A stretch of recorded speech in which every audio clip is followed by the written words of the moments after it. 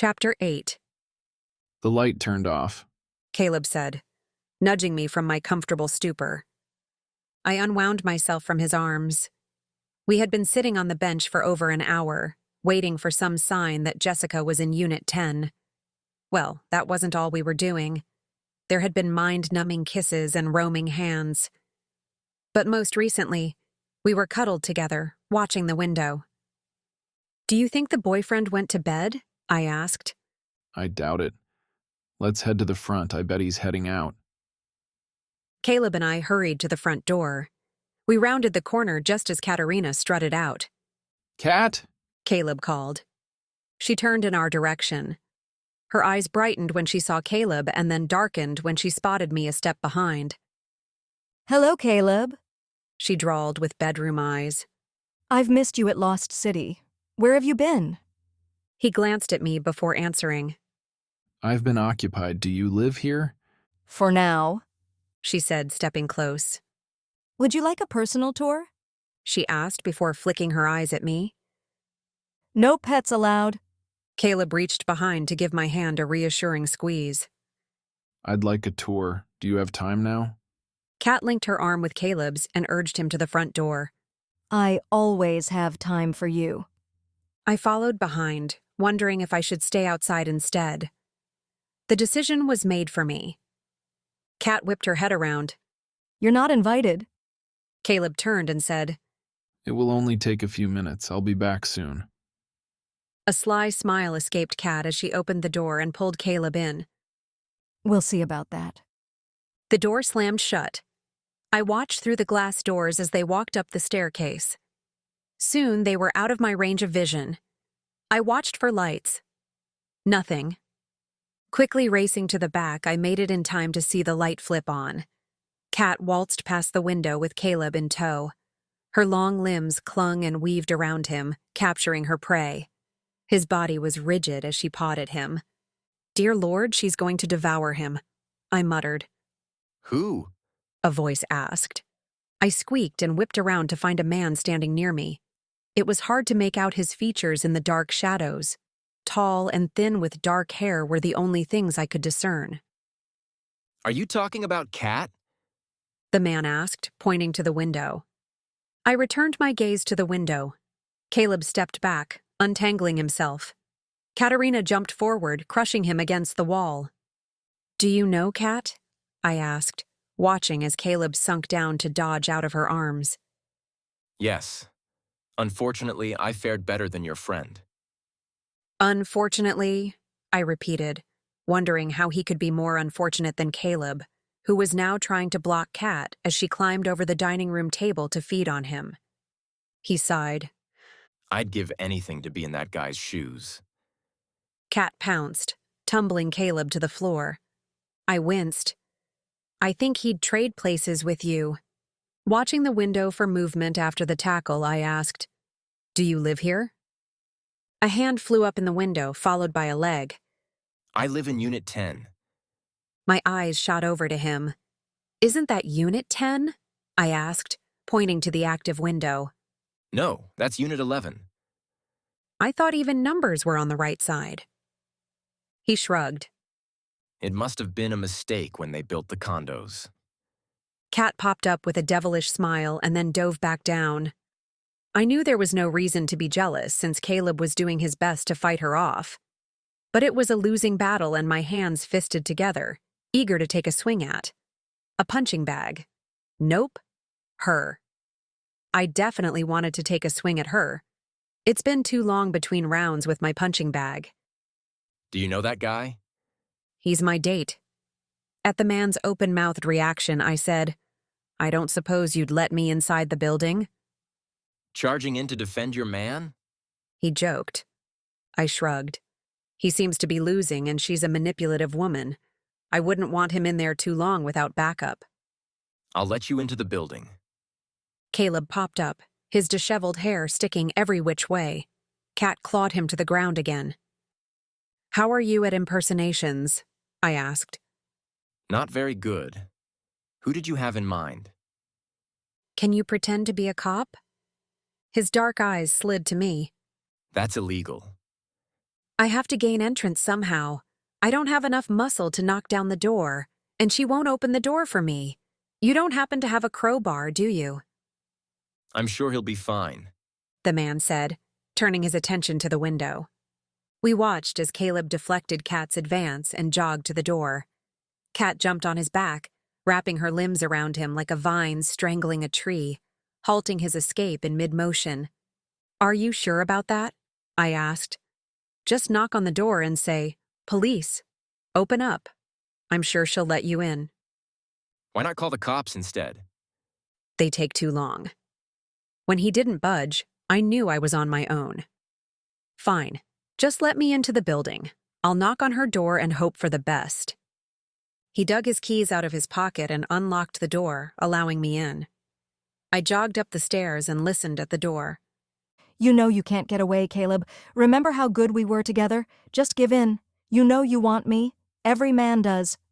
There was a scuffle. Enough. Caleb barked. She laughed. I love a man who plays hard to get. I raised my hand to knock but was blocked. I turned to find the tall man next to me. In the light, I could see what the shadows had hidden. A strong face with dark, deep-set eyes. His tall, lanky stature didn't quite fit with his chiseled jawline and laser stare. I can't believe I'm doing this. He muttered and raised his hand to rap on the door. The scuffling halted. Who is it? Kat called. Police, open up. I nearly hugged the man. He sounded like a real cop. There was more shuffling, and finally Katerina cracked open the door. What's this about? Ma'am, open the door. I received a complaint about a domestic disturbance. Is sex really a domestic disturbance? She asked, flashing a devious smile. It is when you're attacking your partner. Her eyes narrowed and scanned the man's jeans and t-shirt. You're not wearing a uniform. I'm undercover. Open the door. Let me see your badge. Crap. I bumped the man out of my way and charged the door. Kat jumped back with a shriek as I bulldozed my way in. Muffin's abrupt nature was rubbing off on me, but I didn't care. I knew you weren't a cop. Get out before I call the real cops. You're breaking and entering. My fist curled. I'll show you breaking. I lunged toward Katerina but was stopped when the man caught me and twisted me into a hold. Ow! If you're going to hurt someone, hurt the crazy woman over there. I'm not trying to hurt you, but you're rather strong and volatile. I can't let you fight a defenseless woman. She's not defenseless. Did you see how she took down Caleb? I asked, attempting to wiggle free. I wouldn't say took down. Caleb said, rubbing his shoulder. It was more of a body slam. See? He's injured from this so-called defenseless woman. That's it. I'm calling the cops. Katerina marched to the phone. Quick, let's get out of here, I said, tugging free and grabbing Caleb's arm. Ma'am, put down the phone. The man ordered. Why should I? Katerina glared at him. Because like I said, a cop is already here. He said, flashing his badge. A real badge. Katerina set down the phone with a nervous titter and wet her lips. Are you always undercover? She asked, easing back into her flirtations. She drew hair over her shoulder and licked her lips again. It seems a shame to have an officer out of uniform, she said with a playful pout as she slipped next to him. If you're not busy, maybe you can show me your cop moves. A single brow rose. Cop moves? Her arm curled around his. Cops have so many fun ways to pin a suspect down. Bad girls need to be shown the strong arm of the law, and I'm a bad, bad girl. He may have had an arched brow, but his roaming eyes were undressing Kat. I nudged Caleb to leave. No reason to become witness to the strong arm of the law. I shuddered. Caleb must have felt the same way. He took my hand and led us out the door. Halt! The cop said before I could close the door. Caleb and I stopped in our tracks and peered back at the cop. A purring Katerina was wrapped around his arm, eyeing him with obvious intent. Why did you come here? He asked Caleb and then pointed at me. And why was she spying in the window? I don't spy, I bristled. Caleb and I are searching for someone. How is Kat involved? She's not, I said. She's in perpetual heat. Caleb was blindsided.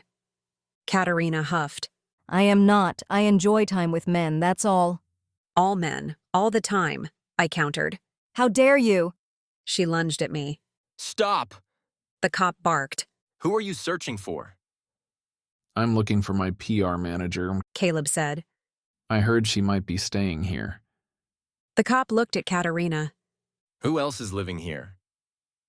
Kat shrugged a shoulder. A poker player. He's playing the tables tonight. Caleb scanned the living room and groaned. Is this Quiet Mike's place? Are you sponging off him? Katerina's brow darkened. I'm not sponging off anyone. If you must know, he's not quiet all the time. Quite vocal when I... Caleb put up his hand to stop her from continuing. I don't want to know about Quiet Mike in bed. A smile played at her mouth. He's almost as good as you. An ashy taste filled my mouth. This was a wasted trip. Caleb said, running his fingers through his hair. I was really hoping Jessica would be here. Jessica? The cop eyed him suspiciously.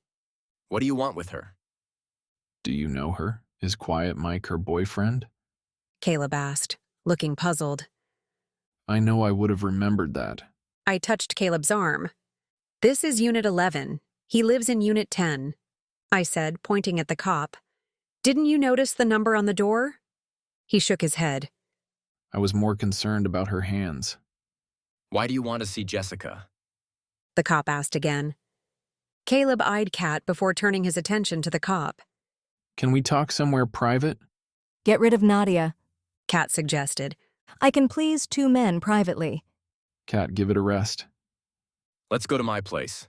The cop said, untangling himself from Kat's tentacles. We can talk there. We followed him across the hall to his place.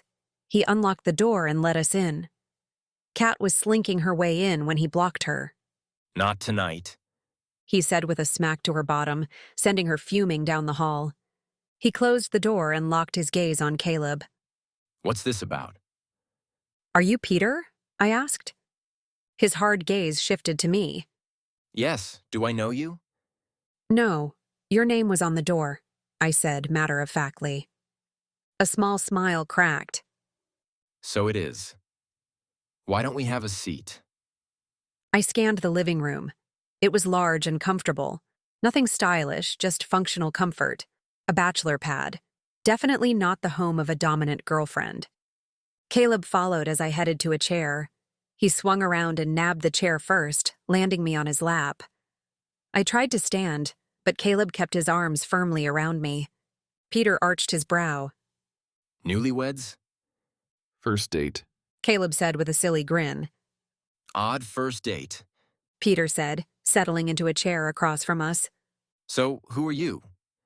I'm Caleb Usher. Jessica was my PR manager. I'm looking for her. Why not just call her? She's not answering. Did you go to her house? Yes, 2 days ago. She wasn't there. I remembered she told me her boyfriend lives here. Are you her boyfriend? He shook his head. I'm her brother. Caleb looked thoughtful. She may have told me that. It's hard to say. I only listen to 10% of what she says. Peter barked with a gruff laugh. Then I know we're talking about the same woman. She can't stop yapping, demanding as all hell, too. Caleb gave a nod. That's when I stopped listening. Peter smiled and scratched his jaw. I wish I could help you, but I'm not sure how I can. She may be my sister, but I don't see her that often. If she's not answering her phone and she's not at home, then I don't know where she could be. Is she avoiding you? His eyes suddenly targeted Caleb. You didn't compromise her, did you? Caleb rubbed his temple. If I was trying to get her in bed, I wouldn't bring a date. Peter shrugged. That feline across the hall wouldn't mind. I groaned. How did we circle back to Katerina? Jessica stole Caleb's money, I blurted. Peter's jaw clenched. What do you mean she stole your money? Did she forget to pay back a 20? How much does she owe you? I'll cover the amount until she returns. Caleb shifted in his seat, causing me to shift too. It's not that simple. Sure it is. Just tell me how much and I'll reimburse you. I know the economy is tight. Every 20 is needed in these hard times. Are you that gambler she keeps yapping about? The tables are probably bone dry now, right? He asked, pulling out a wallet from his pants pocket. So how much do I owe you? 32 million. Peter and I choked at the same time. No wonder Caleb wasn't worried about a $1 million wager. He had more than enough to cover the loss. If he can make that kind of money, I want the million he owes me. Here I've been stewing at the peanut table while he's making millions. A $32 million loss. That must feel horribly gut-wrenching, I thought. 32 million? Peter glared. Is this a joke? No, check the police report if you want. She cleared out my accounts and disappeared. You reported it? Of course he reported it, I snapped. A person can't just steal money and waltz away. And now I know why you didn't care if you lost the wager. I turned on Caleb. He blinked. You knew I had the money to cover it, but I didn't enter the wager to lose. I wanted you, but you were being so damn stubborn. The only way I could get close to you was by wagering. I'm not stubborn, I argued, crossing my arms. His head cocked to the side. You're not stubborn? No. Damn, I must be. I'm angry and I don't even fully understand why. Listen, I hate to break up a lover's spat, but I'm heading to the station to see if I can track down my sister. I'm sure this is a big misunderstanding. Little Jess can be a tad abrasive, but she's not a thief. I hope it is a misunderstanding. Caleb said as we stood to leave. He slipped a card from his pocket and handed it to Peter. Please call if you find her. A poker player with a business card? He asked, taking the offered card. Jessica's idea. He chuckled. She's got you trained. You think she stole your money and you're still walking around with business cards because she insisted. Caleb's mouth twitched into a smile. I guess I'm easily trained. Don't let this one hear that. Peter said, jabbing a thumb in my direction.